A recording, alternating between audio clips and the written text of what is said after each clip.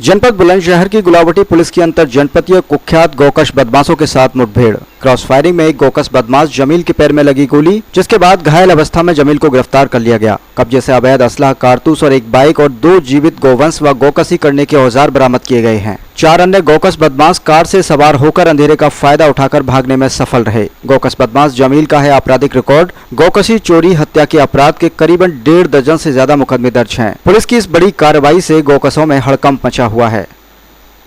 बीती रात थाना गुलावटी क्षेत्र में एक पुलिस के पास अब सूचना थी कि गोकशों का एक अच्छा ग्रुप गोकशी करने के इरादे से आएगा। उस अब सूचना पर पुलिस पहले से ही घेराबंदी किए हुए थी।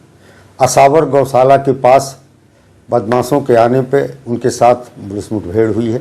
उस मुठभेड़ में क्रॉस फायरिंग में जमील नाम का अपराधी गोली लगने से घायल हुआ है क्रॉस फायरिंग में, और उसके कब्जे से तमंचा, कारतूस, अपाचे मोटरसाइकिल, गोकशी के उपकरण, पैकिंग पन्नी, कुल्हाड़ी, छुरी आदि सब बरामद किए गए हैं। उल्लेखनीय यह है कि जो जमील अभियुक्त है, इसके विरुद्ध आसपास के जनपदों विशेष रूप से गाजियाबाद, गौतम बुद्ध नगर, हापुड़ और बुलंदशहर में 17 से अधिक मुकदमे पूर्व से दर्ज रहे हैं, जिसमें मुख्य रूप से गोकशी, गो तस्करी और पुलिस मुठभेड़ आदि के मुकदमे हैं।